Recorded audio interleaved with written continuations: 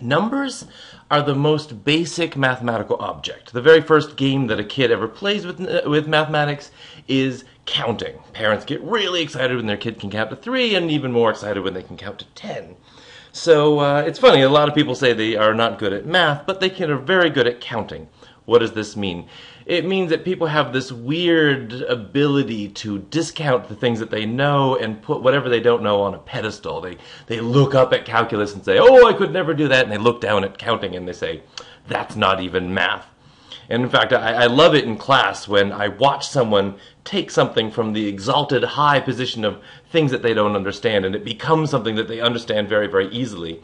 And they say, duh, or I'm so stupid, and I love it when I hear people in my class make that noise, because when that noise happens, it means that they've just learned something fundamentally. It's gone from something that they just couldn't get their head around to something that's so easy that they belittle it. I wish that they would celebrate it. I wish that they would say, I'm awesome, I can count, I understand this new concept, but, well, it takes some people some time to learn just how awesome they are. Anyway, numbers they almost exist solely to be different from each other. If someone said, I'll give you $1 for every completely different thing that you can mention, you would be shocked at how few things you could name. I mean, you have a vocabulary. You have a vocabulary of what? 20,000 words, 40,000 words. Would you be able to remember all of them sitting down? I mean, for $1 a piece, there's a lot of motivation. But I'll bet you, after you named 5,000 things, you would keep naming the same things over and over again. It would be very hard to make $1 million at $1 a word. However, if you were allowed to use numbers, you could make all the money in the world. You know, you'd say, here's something that I haven't mentioned, a duck in a box. Here's something I haven't mentioned, 2 ducks in a box. Here's something I haven't mentioned, 3 ducks in a box. Oh, these are all completely different objects.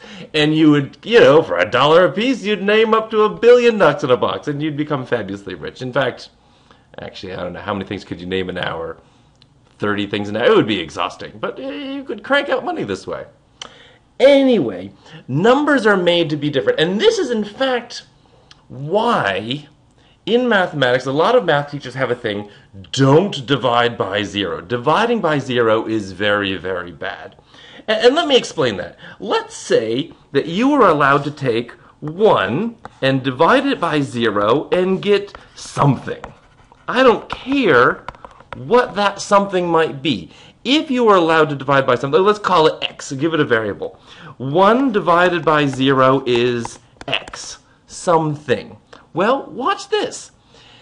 Multiplication and division are the opposites of each other. So if you divide by 0 and then multiply by 0, those will cancel each other out, just like multiplying by something by 3 and then dividing by 3 will take you back to where you were, or dividing by 2 and then doubling something will get you back to start. So if I multiply both sides of this equation by 0, then on the left, the zeros are going to cancel out because dividing by 0 and multiplying by 0 undo each other. So you're just going to have 1 on the left. And on the right, anything times 0 is 0. So this is why mathematicians get upset when people divide by 0. If it's okay to divide by 0, so long as you are willing to accept the fact that 1 is going to be the same thing as 0. And if 1 is the same thing as 0, then let's say we multiply both sides of that by 5. 5 times 1 is going to be the same thing as 5 times 0. That means 5 is the same thing as 0 also. And if 1 equals 0, and 0 equals 5, that means 1 equals 5. In fact, this leads to a world where all numbers are the same. And I like to joke that this hits upon very deep religious truths, according to certain religions.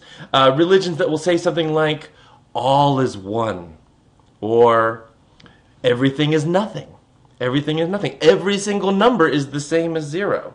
Yes, you can divide by 0 because it's the same thing as dividing by 2. It's the same thing as dividing by 50 because 2 and 50 and 0 are all the same number. I joke about this, inside of you is everything. We are all one. We are all the universe. There's religions that say that that there is a God inside of each one of us, and that God is the same for all of us. We are in fact the same person. We are in fact the universe. It's a very deep, meaningful truth. I mean, God is love. God is you. You are love. You are the embodiment of all that is wonderful in the universe. You are this unlimited power temporarily residing within a human body. It's quite amazing. But the difficult part of this is that you have to realize that if you want to play that game, if you want to live in that world, if you want to live at that holy level, you have to accept the fact that 1 is 5. Which is to say, if someone borrows $5 off of you and gives you $1 back, you're even. Because the $1 they gave you back is equal to the $5 you have. You kind of have to be like a wandering hermit, monk, living with whatever, eating whatever people give you that morning as you beg on the streets. It's a difficult path to lead, but many would say it is the truth. In any case, in mathematics, we suppose that the numbers are all different. We like the fact that numbers are all different, and that is why we say you cannot divide by 0.